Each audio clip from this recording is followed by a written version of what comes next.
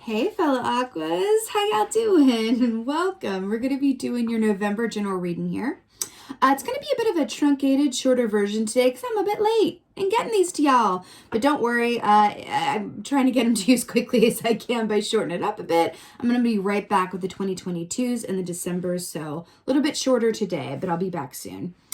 Let's talk about your meditation. So, wow, I saw a fishing boat and I saw this fishing net go into the ocean and pull up this really beautiful, large, but different.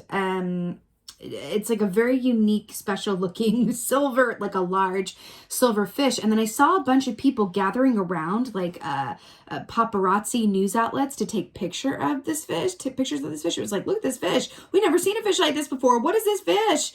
And then I saw the movie Big Fish, and I heard the words, it's about the stories that we tell ourselves. So that movie is very much about, it straddles the line between truth and fiction, and about how sometimes how we remember things is not exactly as they occurred, but we remember them as it serves us to remember them. So we either remember things in a better or worse light than they actually occurred. That feels like what's at the core of the reading. And it could have to do with, emotional memories or memories that are, emotional in nature because of the fish and the water and the intuitive connection. Okay, so let's get the animal energy for November. Hello and goodbye. We got an ocean animal here. Stingray, water energy. Okay, let's just dive into the depths of the ocean. Let's do it, Aquarius. We are the water bearers, so we don't necessarily feel the most naturally at home in the water. We like to dip our toe in while we stand on land and offer our insights to others. But here we go and get into it. So the stingray speaks of our shadow self, right? What could be subconsciously affecting us, our decisions, our choices, the way we see things, our scripts that we learned from childhood, right? But this also equates to the strength key in the tarot. And I'm hearing that Brene Brown quote that true strength is vulnerability.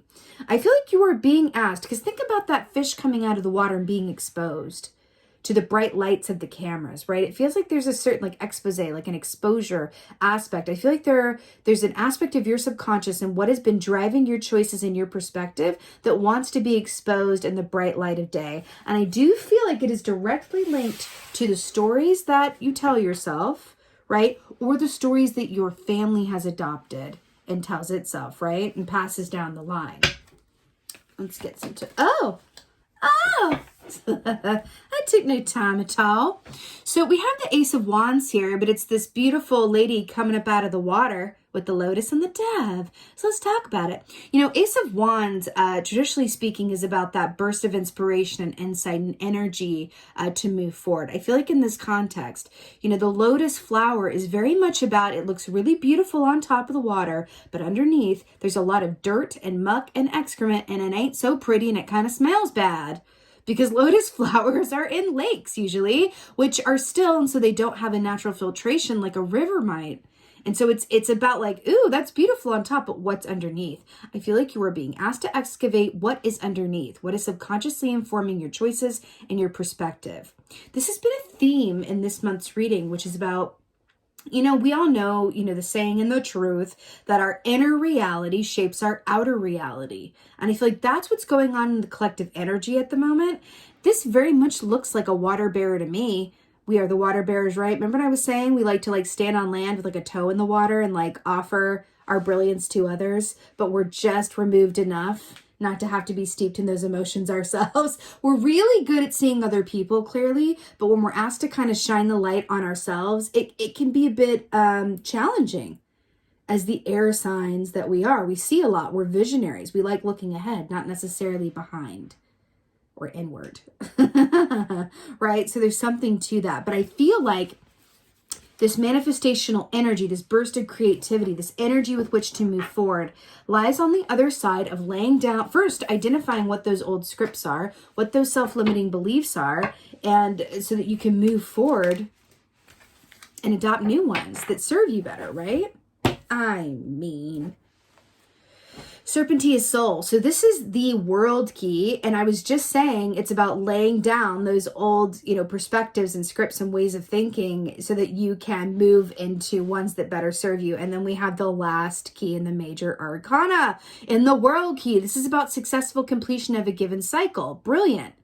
This is really auspicious, but I'm really wanting to talk about how he's holding a serpent on his arm. So serpents represent, again, with the shedding of skin, healing, transformation. I want to talk about the fact that, when snakes go somewhere, they hide to shed their skin, their eyes get really cloudy, and that's when they're most vulnerable because they can't protect themselves from predators because they can't see them.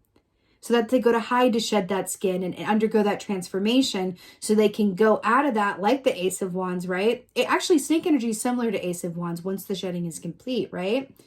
So there's this aspect of like, can you go inside? Can you kind of retreat in some way, shape, or form and kind of let go of what isn't serving you, whether this is thoughts, beliefs, scripts, family history, hurt, pain, betrayal, loss, whatever that is. You're being asked to really let that go so that you can move ahead and have a new inner reality to shape a better outward reality. I also want to point out the fact that he has got 1 foot on a rock on land and 1 in the water. This is an ongoing theme. Hello and goodbye. There's something about straddling the two. And I'm really getting for you guys that is where your power is in undertaking this energy at play. It's up to you if you work with this energy as it is, right? We're just tapping into a possible potential. But your superpower is an Aquarius that you can engage in this transformational work while keeping your head about you and getting to the grocery store, doing what needs to be done, getting your work done. That's the superpower of the Aquarius, right? You can change, heal, and transform while at the same time remaining an active participant in your day-to-day life because you got 1 foot in the water and 1 on land. Brilliant, right? 6 of Pentacles. Oh, I'm here for this. 6 of Pentacles. So this is about give and take, reciprocity. It's beautiful earth energy here. Again, she's sitting on a tree stump by a body of water here. I'm really drawn to the cat here, and I'm really drawn to the fact that her arm looks thin. She looks a bit, no judgment, but I'm really drawn to the fact that she looks a bit emaciated. So what I'm getting with this energy for y'all is that I do feel like we're a bit starving for intuitive guidance in some way, shape, or form, and meaning that our greatest sustenance during this time is not just our intuition, but really taking the time to be still and connect with the aspects of ourself that know best. That's kind of can be a shadow energy of Aquarius where it's like we think we know everything and we think we know best. Well, we often do in the sense that we can see other people's issues and problems and the solutions really well. But I'm hearing to really look inside of yourself. It's like, have you ever, really spent some time looking into a cat or an animal's eyes and kind of, it can be a very meditative thing. And sometimes they can reflect back to you. Cats are really good about letting you know exactly where you stand with them. They're not like dogs, where they just love you no matter what you do. Not every dog, but most dogs, right? Cats, they're going to let you know exactly where you stand with them.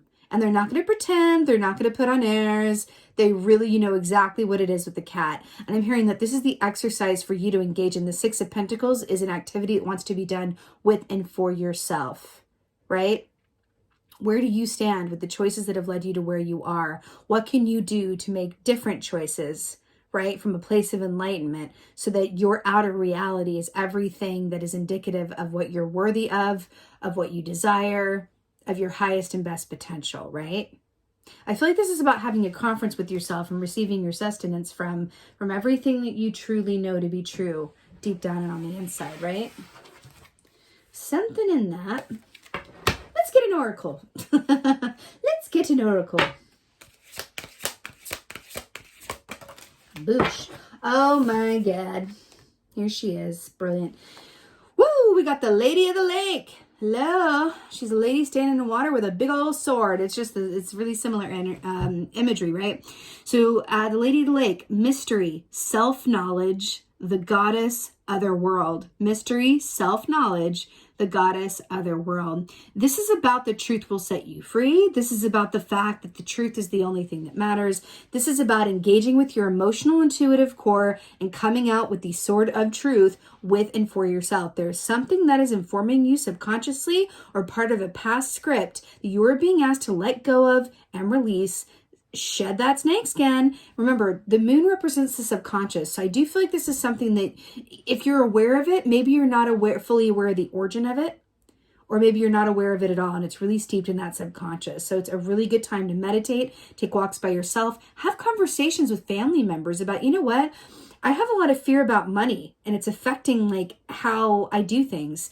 Can we talk about that? Because I'm noticing when I think about it that, or when I feel about it, whichever, that, you know, like everyone in the family has always been worried about money. It's kind of what I grew up seeing. So I think I've adopted that. Or I'm really distrustful of, you know, partners. I have abandonment, you know, the thing that keeps coming up. You know, how has that come through the family line? I remember mommy's, right? So it's about delving those depths within for yourself or with people, you know, around you that may have something to impart around that from their experience as well. Okay. But on the other side of this is emotional freedom and new manifestation. So it is worth it. Okay, I'm also seeing writing.